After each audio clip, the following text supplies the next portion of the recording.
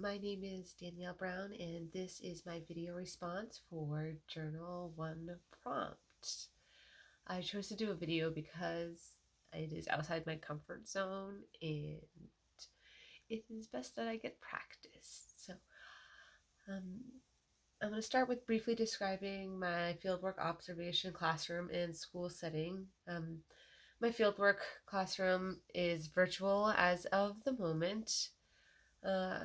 It's hard to implement the UDL physical environment as far as being able to implement tactiles for students or having more than like one thing on the wall to aid in as a visual help, or like word walls or sentence starter walls. I have to kind of pick and choose if what is directly behind me as far as a visual aid when teaching. So the physical part is hard in that aspect. The benefit is that the students get to be in an environment that is accessible and comfortable for them. Additionally, being digital has provided more opportunities for meeting a variety of needs that might not be met in the physical environment, which I will get into in one of the later prompts. Second prompt is, who are your students with disabilities and what are their accommodations? I'll pick, there's two particular in my class that I teach. Student A is currently exhibiting characteristics of attention deficit hyperactivity disorder and is also demonstrating a learning disability. Together, these two disabilities are adversely affecting their academic performance in school. Accommodations to help are preferential seating near the instructor, which will take place when we are in person, and redirection as needed. Positive behavior support praise for on-task behaviors. Peer buddies provide opportunities to respond verbally versus in writing when writing isn't the main objective of that activity. Tests taken in separate settings, extra time on assignments and tests, maybe over a few days instead of in one block of time. Access to speech to text or typing device for written assignments that are more than a paragraph. And access to sensory tools and strategies as prescribed by the on-site occupational therapist.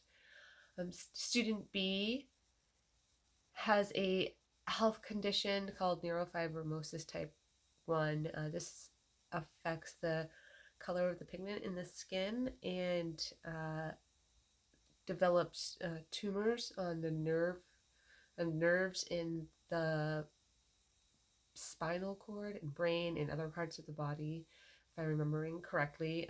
It impacts her ability to access the general education curriculum. Atypical challenges include learning and behavioral issues and difficulty with perception and performance. And I apologize for the use of those words. I'm actually reading the IEP.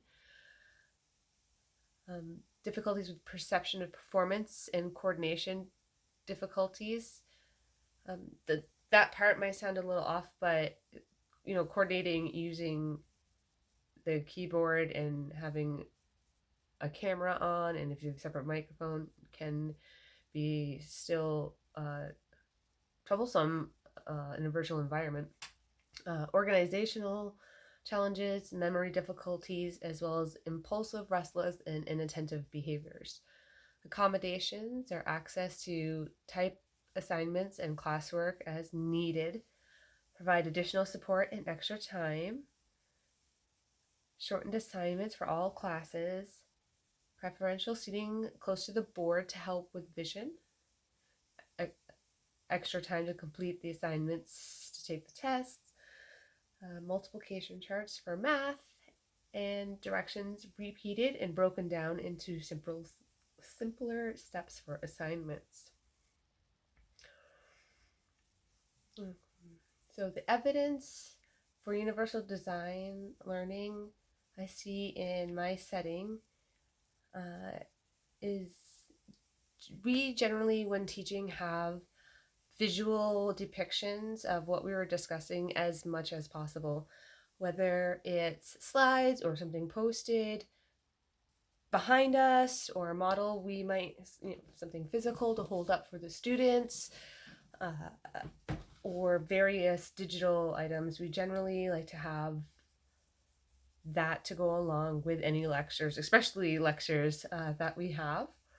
Most student work is available digitally, which allows for translation if necessary, additionally closed captioning, large fonts, different and contrasting colors, which helps with vision. Written word can be spoken aloud by the computer, or spoken word can be translated into a written document. We are also a project-based learning science classroom, so many of our activities and assessments are available for students to interpret and express their knowledge in a way that's meaningful and accessible for them.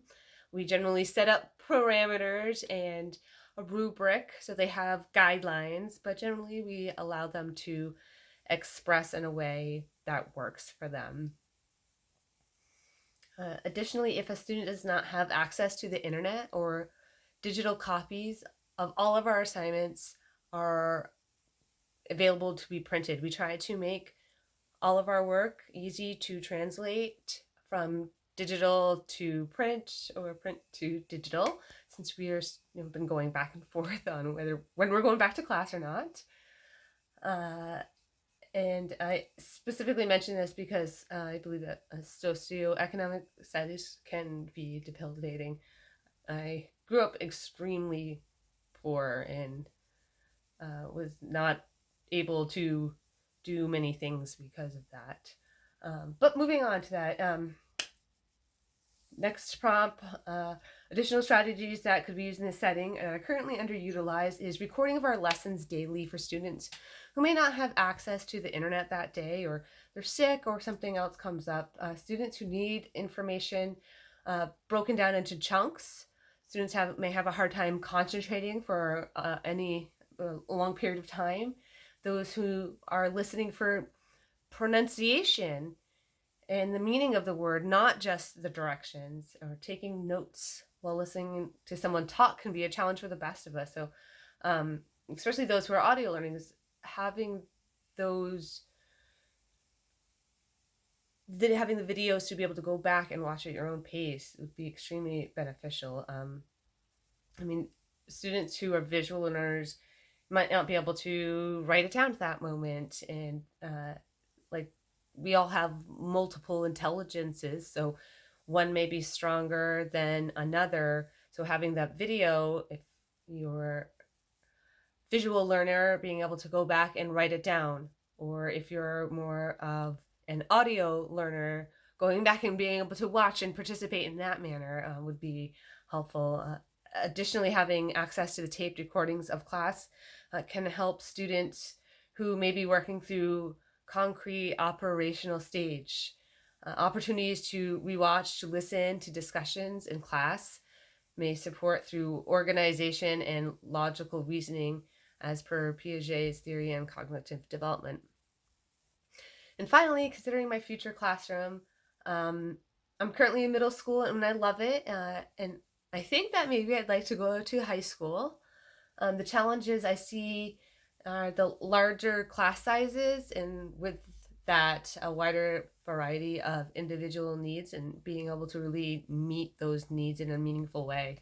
As students get older than what I am currently teaching, I hope that the communication and the students will take more charge of their learning, which is something I can still help the students do now, but can really help them later on in my imaginary high school way. Really focus on that.